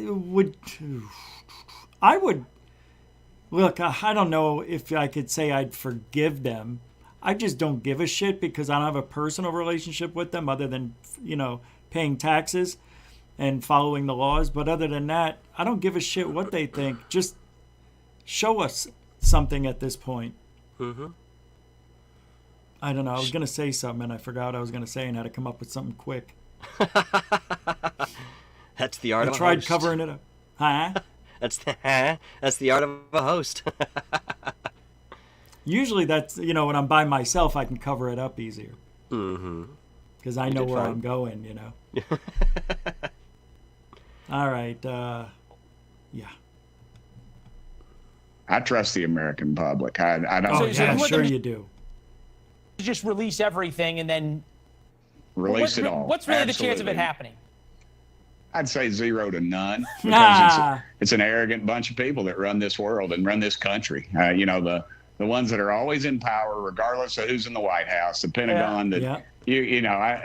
It's not a tinfoil hat thing anymore. I mean, you've got Navy pilots saying, "Look at this," and they're describing something that is that has been described for decades since Roswell, New Mexico, and to the Russians, the Chinese. We have information that they have seen these very same things and they are investigating them just like. Of course they have, because it's us. It's the Americans. We're going over there spying. We don't give a what you think, because that's the American way. Do as I say, not as I do. Well, not my way, but their way. Their way. You is know right. who? You know what I mean. Oh, Governments. Yes. Don't you think that's why there's so many more sightings in the U.S. than the rest of the world combined? Because it's our technology and we're testing it over here mainly? I think that we have. Well, here's the thing, okay? Whatever a country has in way of that type of high technology depends solely, in my opinion, on the reconnaissance effort that they have done in the past. Now, that reconnaissance effort is based on whatever actually crashed in their borders. So, what they have, maybe it's one species that, dropped the Bob Lazar model somewhere, and then you have a Tic Tac drop somewhere, and then you have a cube drop somewhere else. So each one of these 3 countries have a certain high technology, but they may perform differently than, the next. So, that's something to consider in way of variety and what countries might have what. I mean, it seems that every country does have some sort of high technology, at least the way it's been reported in way of sightings. But again, it varies greatly in what we're seeing in the skies based on the different countries. It's so obvious it's us at this point, I think. But you can't deny everything. Everything, not everything is a drone, a balloon, a satellite, an airplane, There are strange things, just not as, I don't think they're popping up. And if you think about it, every single day there's a UFO sighting somewhere. And Yes. that's a lot. There's probably Every more day. than just one. There's probably a slew of them, dude, we're just not hearing about. I mean, how many times have you looked up in the sky, maybe getting out of your car to go into the grocery store, and you see something that, it's reminiscent of a dot, but acting very strangely, and you kind of just stand there watching, and you're like, huh, well, that's very curious. And maybe you watch it till it disappears, or, you have other obligations that are on a time constraint, and you say, well, I can't tell you what that is, all right, and continue on my day. And then, come Thanksgiving, around the Thanksgiving table, it's this whole sensational story. Oh, I went to the grocery store. I saw this, metallic ball in the sky, and it was just kind of flittering around. Did you get a video? No. Because at the time, you were just kind of passing through and living life, that's all. That's all. Didn't even try to get it on video. People think that's the first thing you would think of. I don't think so, because I've been in that situation before cameras were around, and we had camcorders and stuff, but they were cumbersome and you wouldn't keep them near you all the time. They'd have to be charging somewhere. Yeah, I mean, I've seen something go right over my head, and I see the camera 20 feet away. Do I run and get the camera, or do I watch this thing because it'll be gone by the time I get back? So I stood there and watched it. Why would I want to miss that? That's the bane of my 2 UFO experiences, as you may recall. The reason that I didn't see them depart was because I heard in my head, "Don't turn around or it'll be gone." And both times after giving it a moment, I turned around to grab that stupid camera, which was feet away from me, grabbed the thing, turned around, bam, it's gone. And I'm more confused looking at the sky because I know it's there literally 3-4 seconds ago. Where the hell did it go? So, I mean, again, there's that warning, and people do get that quite often, believe it or not. That's why the next time I see something in the sky, I'll just stay there until my eyes are red and dry. Member David Wilcox, for again, continuing supporter from Canada, says for $5, "Are we a vacation planet or a zoo?" Yeah, I think we could be both. Here's what I don't know, man. I really don't know. I think we found these UFOs in an archaeological place, like in a site, right? And they pulled it out, and when they went inside of there, they saw nothing, basically. Like Bob Lazar shows very little inside that UFO, right? It's just basically white walls. But if you somehow think something a certain way, an image appears. And then they learn that if they think and get connected with this UFO, well, maybe they can create the images as maybe looking like an alien, and then they can go abduct people looking like aliens. I don't know. I'm trying to figure out the alien abduction scenario. I think it's the weirdest, and the only thing that keeps me grounded as, well, are aliens still here? Not whether they live here or whatever, but are they here? And why would they be abducting people all these years? Well, how many abduction? Go ahead. No, is it a continual process that they have to monitor over and over? Different bloodlines, different, everything involved. I would think, no, honestly, I would think that there was an element of that, and it's sort of reminiscent of how we tag an animal and come back later and see how it's doing. So we're a zoo. Well, that's one of the theories, right? The sandbox theory sort of supports this. I think it's an idea, and maybe there are some species that are doing it exactly that way. I mean, there have been abductions and encounters where people felt overwhelming peace and joy and a sense of serenity, even though these things were, bringing them somewhere they were unfamiliar with. And there are others who have experienced incredible terror, sheer exhaustion, even looking at some of these beings, and they get the sense that the one that's standing in front of them does not have any regard for them or their lives. They're just sort of a livestock, perhaps. And again, this is how things have been described by those who have met those type of entities. So there may be many different groups. I mean, there was the number 82 thrown out in way of how many species have visited the planet within our era of understanding and recording. So if that's the case, do you think every single one of those 82 species had the same intention? I mean, you take someone from Australia and you take somebody from Canada, and you ask them what their mission in life is, what they desire. I mean, I guarantee you there's going to be a lot of differences, maybe some similarities, but there's going to be a lot of differences there that separate two people who come from the same planet but just live on very opposite sides, if you will. Maybe it's the same thing with extraterrestrials and their agendas and what they want to do. I don't know, man. This subject is just weird. Thanks, David Wilcox, member Wilcox. Whether we're a zoo or what did he say? A zoo or what? Are we a zoo or a planet? What did he say? What did he say? Yeah, the zoo. He said, He said, "Are we a vacation planet or a zoo?" Oh, okay. You're talking about the. Okay, yeah, sorry. Yeah, well, vacation planet. I don't know. I don't think so. I think we're just like any other species that they would come across on another planet, if that's what they're doing. We just instead of building pyramids and things out of rock, stone, and whatnot, we make steel now and make buildings. Dinka Mousy, member. Is that Australia? A? What is A? 14.99. Australian? I thought Australia was AU. Oh, I think Right? Well, remember, Dinkamasi, that's Australian. That's Dinkamasi. And if it's a yellow color, that means it translates into $10. Are we a harvest planet or just an observation to see what happens next? I'd go with the latter. But that's just my opinion. I don't think we would need to be a harvest planet. But then again, would our stuff grow on other planets? You know, the chemical makeup would be completely different. I don't know if there... You think there's two planets that would be identical to Earth? I don't know if it's...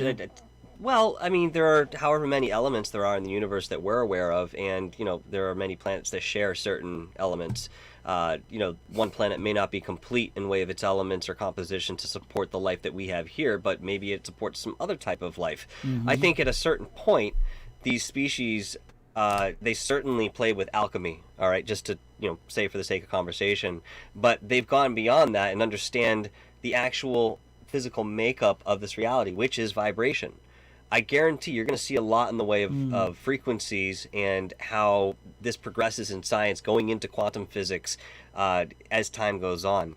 One of the things that I've come across recently is called the clicking effect. And very simply put, if you take a sine wave and you have the ups and the downs, right? You have the top apexes and you have the troughs on the bottom. What you look at in way of a dimension, and you were to define a specific band of frequencies that sits within this sine wave right here. Okay, so so time is defined by change. So we call change time. That's the dimension, the fourth dimension that people call it, if you want to get technical. When the energy that is moving along this sine wave, okay, reaches the top, this stops in a very incremental sense to then come back down. So it happens the same way as it hits the bottom. It stops. There's no momentum. There's no change. There's no time. So the idea in this clicking effect, when one click happens up here, comes back down here, you're traversing through the third dimension, but as soon as you hit that bottom or that top and you click out and you're not moving, you are now in the infinite. So there's this idea that the infinite is accessible within the band of frequencies that we call the third dimension. It's just a matter of how we provide the right instrumentation to A, quantify that, and then B, traverse it. I don't like that clicking effect.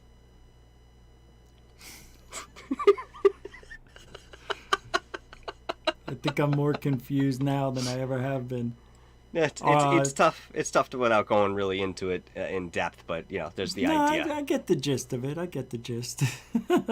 well, I have a theory that goes along those lines. Thanks, Dinky. You were half right in the word, right? I was thinking of Dinky Ousey, and I said Dinky. Thank you very much. That's all right. What were you gonna say? Excuse me. I was gonna say that I have a theory that goes in line with that clicking effect and popping out into, you know, the infinite or eternity, whatever you want to call it. When a person goes into meditation, what are they doing? They're slowing themselves down. First, this is a physical observation. You can also look at this in way of brain waves. The brain waves, the way they intersect in certain states, provides a diagram that we are familiar with, or something more anomalous depending on the person and their ability to quiet the mind. The quieting of the mind is completely parallel with this kind of stopping of time. Okay, so you can get into a meditation and lose track of time, especially before you go out of body. I mean, there's this sort of timeless state that, you know, I've certainly experienced and many others have as well. My theory is that within this idea of a clicking effect and working with the brain waves, we might be able to observe the moments that that person through meditation clicks out of the third dimension and rests up in this non-momentous state that is the eternity or anything outside of the frequency bands that make the third dimension. That is my theory that I'm working on and expounding. My God. I've been How busy. do you know? I mean, I understand. No, we'll have to talk about that. It's a lot to talk about. Well, all I know is this field has changed a little bit. It's gotten worse over the last year. And Lue because we're going to change a little bit the topic now because we've got about 30 minutes, not even. But he made things really interesting. Now, he said he's leaving the social media platforms because I don't want this to be focused on me, he says. We're not focusing on you, dude. We're focusing on what you're saying, which is coming from you. Yeah, but we don't give a shit about you, even though we need to a little bit, but we don't. You know what I mean, Michael? I don't give a shit. But the information he's bringing to ufology is sometimes confusing. There's a lot of hypocrisy in what he says. But he's also gotten friendly with the people who are doxers, who probably helped him make several sock accounts on Twitter, so he could watch everybody. He actually was going around creating conversations against himself to see how people reacted. He got too much time on his hands. He was paid to do it. Okay. That's why. I mean, why else would anybody do that unless they're a little bit, a little bit nutty? Because I've never done it. I don't think know Lue any better than... Sorry, go ahead. I know. I don't know Lue either. Yeah. You were going to say you don't know Lue any better than me? Or anybody any better than anyone who doesn't know him or hasn't interacted with him. I mean, we only see his stage presence. We see his public persona. And that's what we're led to trust. And you know what? I mean, there have been many cases where people show a certain facade and then they turn around and become something completely different. Maybe that's part of Lue's personality. Maybe there's a facet there that, we just don't know about. But, either way, it's stupid, in my opinion, to have to go about that. I mean, this is ufology, for God's sake. All we're looking for is the answers. And if you want to engage in intellectual conversation and you want to be the face of a specific field and speak respectively for everybody who's under that umbrella, well, then you got some expectations to meet, at least in way of taking on that responsibility. But I find the timing of him saying he's going to leave social media very strange and almost as if per script, because it's weird how all this came to. Everything started get going when Lue was starting to go on these podcasts with no subscribers. Like, this guy was just on 60 Minutes. Why is he going here where they have 400 subscribers? Didn't make sense. It's never been done before like this. And somebody who's got that kind of mainstream media connections would need to go on podcasts like that. It never happened before. And if it did, well, kudos to that person. I don't know who would do it. But I don't know anybody who's done that put themselves in the limelight in the world. The whole world knows Lue, pretty much. Yes. Right? When it comes to UFOs, everybody knows Lue. Now, I think it's because Lue purposely did it this way. First of all, he was supposed to have a book come out in April. Then all this stuff came out about him. Who's Lue came out. And then he kind of lost his mind a little bit a few times on a couple of podcasts and says, I'll take you out behind the barn and, tell you what the truth is, show you what the truth. He's making those kind of threats, physical threats like that, which people said I was, but I wasn't. I was just responding to Lue and nominating myself to meet him behind the barn because I want to know the truth. So why not fight Lue for the truth? Yeah, I would. But it's really interesting what's going on with Lue. I don't know who's going to replace him or if it will be any one person. Maybe it'll be a team. Maybe it'll be a woman this time.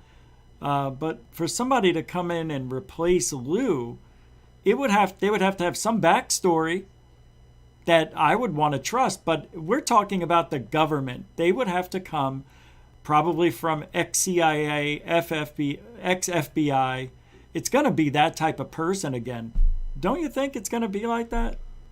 It would have to, because when you put a person like that in a position, the first thing people are going to go to is, what's his credentials? Why should I listen to him? Oh, he's ex-FBI. Oh, he used to be in certain intelligence. Oh, okay. Now I understand why this guy is standing in front of me, giving me his opinion on stuff. You have to gain the trust of the American people, and the first step of doing that is putting out the right credentials. So, if you have somebody coming after Lue, they're going to have to at least meet to that standard, be a fresh face in a different way that's acceptable to those who are presenting him, or be something entirely different. I mean, I don't even know what that might look like, but that is a third option, in the realm of possibilities, we'll say. I don't know. I was thinking about who would be the next Lue, and I don't know who. I don't think we're... It's possible we may not even heard of the person just yet. That's true. That's actually more likely than anything. Because we didn't know about Lue. Nope. Nobody knew about Lue. Then one day, there he is. Right? That's it. He just Came popped out of up, and nowhere. next thing you know, he is the face of ufology. Didn't matter who else came on either, by the way. It didn't matter if any of these other guys decided to speak up or appear on primetime networks. It was always Lue Elizondo is the voice of reason. Like you said, he came out of nowhere. From day one, I said, this guy's full of shit. He's a bully. And I was right. I'm still right. Anybody who... Whoops, I'm sorry. I didn't mean to get rid of that. I'll bring it back up. Anybody... because I was calling him a bully. Because, Michael, we talked about the Matrix earlier today. I said, I think Lue looks like what he's supposed to look like to be in this field as an ex-military, worked with ATIP. I mean, he looks like a military know-it-all bully guy for ufology. He just looks like it. George Norrie looks like he should. George Knapp looks like a George Knapp. Jeremy Corbell, shiesty-looking guy. He looks and acts like a shiesty-looking guy because he is. I know, I get it. Don't we all have a certain role in this field, don't you think? And we look like the role we're supposed to be in. I would hope so. You look like you're Dark Hour Paranormal. You wouldn't be JetBlue crazy guy. I wouldn't call you the wandering eyeball. You are Dark Hour Paranormal. You always have been. When I first met you, that's you. It's weird. Well, I mean, again, I think we mentioned possible, as you said, associations that may be there. But what you might be implying is something more innate, which is interesting to hear you imply, if that's the case. Some recognition beyond... what's topical here. If you're Rich of Goofon and you happen to look like Rich of Goofon, you fit that bill, you play the part, and it's familiar to me and I haven't met you before. Now that's something significant. That's what I'm talking about. Yeah. Lue had that kind of familiarity to what I would think the prototype or the stereotype of ex-UFO military FBI guy would look like. He looks like he would be in that role. It's weird. Sure but then does. again, so would a couple other people, And isn't it weird, Tim McMillan of the Deflate? I mean, you just change his name a little bit, Tim McShillen. He is a shill. Yeah. Mike Johnson, remember Mike Johnson from Canada with the $7. You two still work together and always have great conversation. Super chat donation. Thank you very much. It's true, we do. Thank we you, had a slow Michael. start, though, today. Yeah, it's my fault. I know. I know you know. I know. You're going to beat me up after the show. I know it. And isn't it weird? Mike Johnson looks like Mike Johnson. You know Thanks, what? Mike. He does. He does. Canadian yellow, all that stuff. Remember Mike Johnson. Thank you. Makes no sense, but it's true. No, I It's think... blue, isn't it? Huh? Blue's the color? I think it's blue, right? In Canada? That's the color? It's not I red, I'll don't tell you know. that much. I think it is. Well, in It's blue. Toronto, they got the Maple Leafs. Those are Montreal? blue. It's all blue awnings. Is it? Yeah. I know this because I almost got beat up outside of a show for wearing a red Marlboro jacket many years ago when I was touring because it was red. Those are the Canadian Crips and Bloods, right? Crips and... Well, they Who were don't the like other ones? British. They don't like the old school British. That's where it came from. The red coats. Yeah, Yep. well, look at me tonight with my Ireland thing on. I just realized. I'm got to playing a little bit of football, am I? Is that what it's called? Football, right? Football. Soccer? Rugby? Soccer. Rugby. I was playing What other rugby. sport you like to play, lad? Ah, I see. What part of the Ireland you from there, laddie? Oh, I'm from the orange part from Ireland. How about I yourself? love the orange part. It's like the orange green. is nice. Oh, it's simple like the green, but the green is a little bit more convoluted. I like the peat in the morning. Nothing like the smell of a good peat in the morning. Yeah, Pete's a good guy. He's a very good guy. He used to park my car over by the garden. I No, a few you got times the ran it wrong through. peat. You're talking about drinking peat.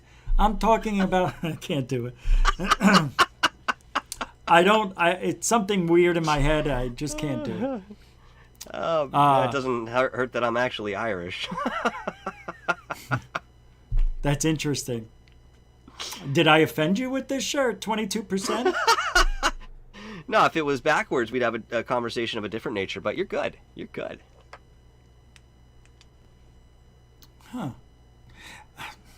So if you were to pick somebody in the field now to take over the role of Lue, who would you go to? I want you to think about this. I want people in the chat room to think about this because this is not an easy question to answer, and I want to answer it too. But I want to hear what other people think in the chat. Put your comment in there. I want to see who you think that's in the field right now that could take over ufology and make us have disclosure in 6 days. I don't know about the latter part, but All right, I can 6 years. I can tell you. I mean, it's a lofty goal either way. What I can tell you is that even though this may not be the most accurate in way of certain description, I might argue it to some degree, but I think I mentioned this name to you earlier. I think Whitley Strieber would be a very good candidate. No. I Oh know my you were going to God. disagree me. I knew you were going to disagree with me, but hear me out, okay? It's All Go right, ahead. all right. Well, I was, No. Yep. Bip, bip, boop. Get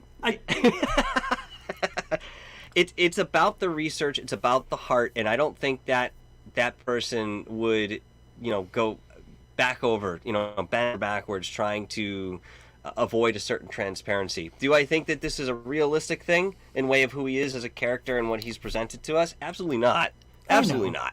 I know. But, ideally, I'd like to see Whitley, sitting in his seat, or somebody, Lue Elizondo's seat, or somebody like him. But again, you're putting me on the spot here, and that's the best I could come up with, really. Yeah, Grant Cameron. That's a great idea, Billy Nice. Maybe Grant Cameron. Maybe. Yeah, yeah. Grant Go ahead, Cameron Rich. is too gullible. However, Grant Cameron was one of the first nuts and bolts guy to change from the nuts and bolts to can I say esoteric, Michael? Would that be properly used if I said he changed to the esoteric of ufology? Yes, absolutely. Where Grant Cameron is focusing on and has focused on music. Now, a lot of people have talked about music over the years and UFOs being tied in somehow, but I don't know what kind of music. Are they talking about crop circle music? Because crop circles are real interesting, and I don't think you were there, but we talked about it on the Josh and Artemis show about how when you put sand on a table and you turn the bass or the whatever up, Yes. the Frequencies, vibrations, yeah. and it makes shapes. And I mean, that could be a way to communicate to them as well. And maybe that's how crop circles are created. I don't know. But damn it, I was going somewhere, Michael, and I can't remember where I was going. Where am I going, Ma? What was I talking about? I don't even know who am I? Yeah, I thought you were leading Grant up to something Cameron. there. Yeah, I was going on the music and all that stuff, and I was just saying that maybe it's possible aliens do change their vibration, and that's why we have crop circles. But different types of music could make you like a tuning fork for aliens. Maybe heavy metal, something I grew up with and listened to exclusively, was a tuning fork for the aliens and their vibrating music parts. I don't know. Bruce Well, I Dickinson think you're was onto an something alien. there, and I'll tell you why. Yeah, go right ahead. Well, again, I think you're onto something here. I really do. And the reason for that is because if you look into some of your mainstream music, okay, let's talk about the time signature. 4/4, 4 beats. You know, you get 4 measures, 4 beats, and this is what you're looking at in way of a time signature. There's a reason that it's 4. Okay, there's a symmetry there, and the body itself really enjoys that type of construct. When you go into, for example, I'll use black metal as a good example of this. There are bands out there that have taken what we would consider ancient archaic time signatures that aren't utilized, or fringe time signatures that aren't utilized in traditional music, and made it into something of a ritual within their music. So they create songs based around these time signatures which hold a very specific vibration, some of them relating to dark entities that we once in our culture's past actually understood and communicated with, and we did this through tribal drumming and other forms of, atonal music at least. So I think you might be onto something there when it comes to music and communication, because what's music? Music is, certainly in the most simple explanation, it's the movement of air. It's the movement of air molecules, but on different frequencies, which then combine to move reality. Physical reality is moved every time that you use music. Now, what is music? Music is thought manifest. It literally is a thought that you're hearing, because you can't hold music in your hand. I mean, yes, you can hold something that music is on, but you can't hold, Avril Lavigne's X, Y, and Z in your hand and, kind of poke it like this in a tangible sense. Music doesn't work that way. So it's something that seems to be outside of ourselves, yet affects everything within our environment, and again, shifts our third dimensional reality, and more than likely shifting other dimensions that are within this space as well, again, via these vibrations. You have an interesting talent, the way you can sing that is it black metal, or what do they call that when you and you yeah, you're sing right, like black that? metal. Is that Black what metal, it is? Yeah. Svart metal, yep. As the Norwegians say. Norge. Because you did something that is extremely amazing, and I don't even think you remember it. Do you remember? Hold on, I'll actually pull it up so you could hear it. You might remember this. I'm curious to hear what this is. Yep.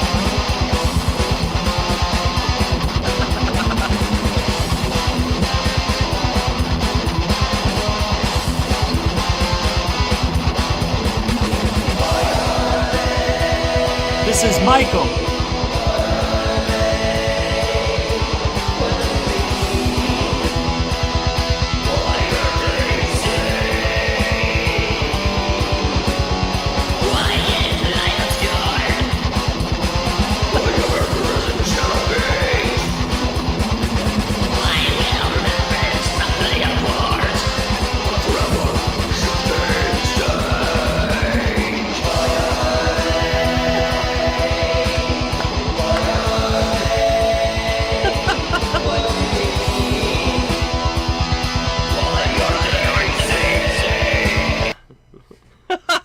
The Josh and Artemis. What? Sorry, go ahead. No, go.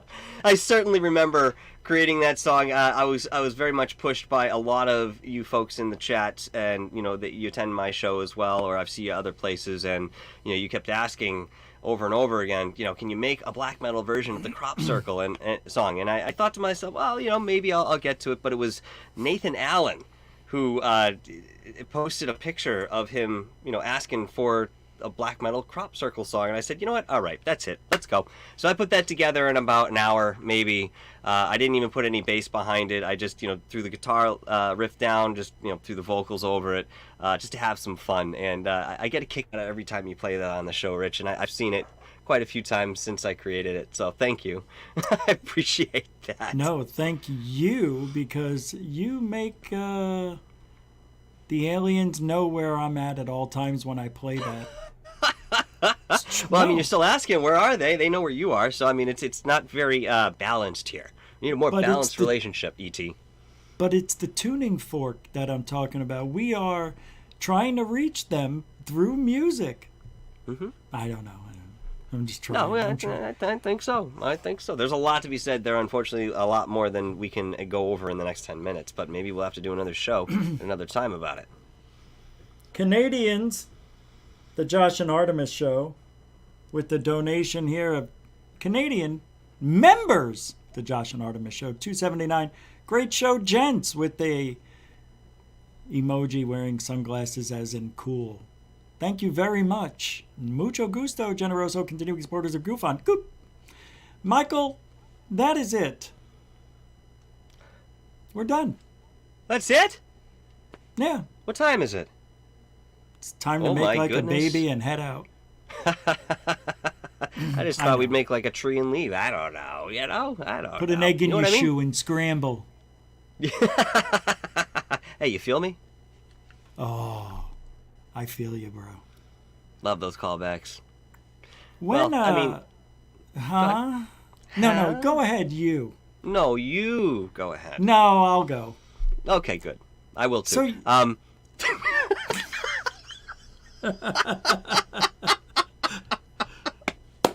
bravo. Oh, I've learned your game, buddy. I've learned your game. You have learned well, young Skywalker. Holy shit, Zach. All right. Jesus. Go ahead.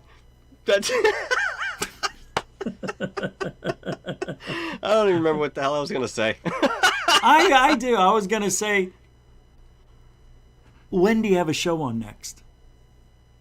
I have Jared Murphy on Monday night coming back to... he's out and doing a whole road trip right now. Is he now? He's down in Texas. I won't tell you too much about where he's going, but he's got exclusive access to archaeological sites that are quite fascinating. He's been telling me about this and planning for quite some time. So I spoke with him today, and we got into the talk about coming back on the show. So he'll be back on Monday, and I do have something else happening next week. We'll see, because I've had some people canceling in way of illness or something like this, to reschedule at a later point. But that's why, as Dr. J always said, I don't tell the name of the guest until they arrive. So, but this time I'm telling you, Jared Murphy will be there on Monday. So please come by, enjoy the show. He's a very, very smart individual, has a lot of insight and experience behind him, and always has something relevant to say to our current subjects that we propose, whether it be ufology, cryptozoology, the paranormal, archaeology, terraform soil, you name it. Yeah, he's a pretty smart guy. Here he is. How about yourself, being a musician? Do you have I started the violin in this way. Yeah, I was... Violin? What are you, gay? No, I'm kidding. What do you got to play a fiddle or something? Hey, what do you got to play a fiddle? I would have rather he said you. Well, he didn't say ukulele. That's all I know. Thank goodness. Michael, thanks for coming on. I asked you last minute, and we were just talking on the phone before I was heading to the gym before the show started. I'm like, do you want to come on? He's like, do you want me to come on? And I'm like, I don't ask because usually, I like doing my own thing. And Michael, tonight, the experiment worked. Don't say what it is, what we talked about. But things seemed rather normal. Mm-hmm. You know what? But anyway, hold on. Randall Hill with a $2 Cash App donation. Thank you very much. I think we got a PayPal one that snuck in here. Mr. Brian Kegler with a $10 PayPal that just came in. Thank you for that. A continuing supporter of Goofon, Mr. Brian Kegler. You want to have any last words for these people?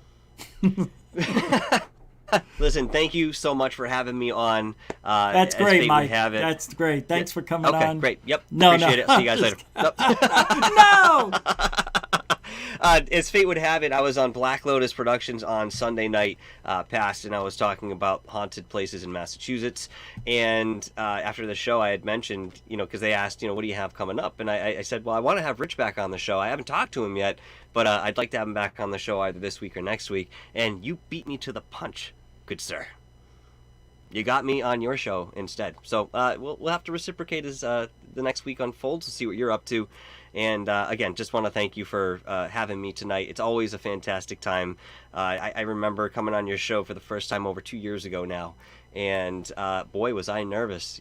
I knew what you were going to talk about. I knew that how the interview was going to more than likely go. And I can't thank you enough, my friend, for not only your support, but your friendship.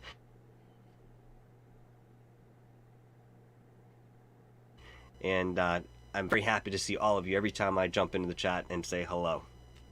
Thanks, man. Boy Nervous, everybody. Michael Roser joining us here on Goof On.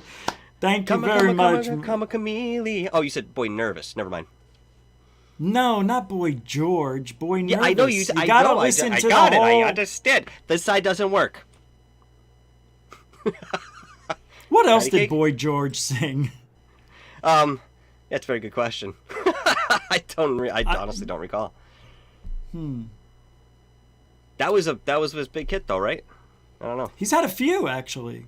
Yeah, I never liked the Boy George music growing up, but now I notice when I'm driving around, scanning through the radio stations and whatnot, and you hear a song like that, and you're like, oh shit, I remember what I was doing, 40 years ago when that song came out. It's weird. Music does that to me. Because I listen to so much music. There's always a memory with certain songs. You too. Everybody does. I'm no special. But... It's a form of time travel. Tomorrow I will be, Michael, in a second here we'll be done. But thanks again. You can go. We don't have to talk after this unless you want to. I'll just give you a call if you're going to be around. There you go. He knows me. All right. Thanks, man. Hey, I'm going to say goodbye man. to the crowd. It was a great pleasure having you on. As always, you're a good friend of the show. And we'll talk soon. Okay, we'll talk. Make sure you bring the meatballs. Michael, bye. Bye.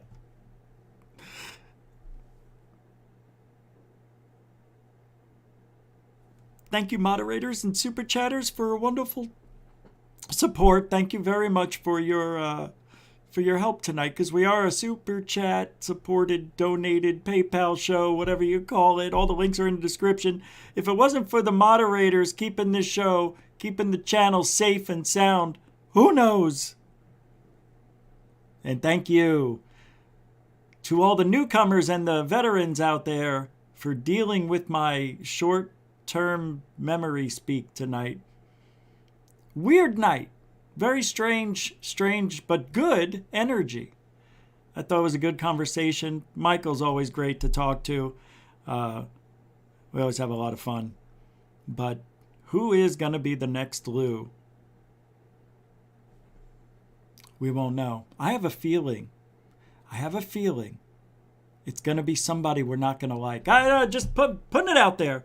Thanks again. We'll be back tomorrow night, 9 p.m. Eastern, 6 Pacific. I'm going to be on, tomorrow's Thursday, Black Lotus Productions, an hour before this show. But this show may start, maybe a little later, so I can go more than an hour. Maybe at 9:15, 9:30. Just keep your eyes open for tomorrow. Sorry about that, but that's the way it goes. Hope you guys have a good night. We are Truthology for Ufology. Goof on. I'm Rich Giordano. Have a good night. Be safe. Be kind to each other.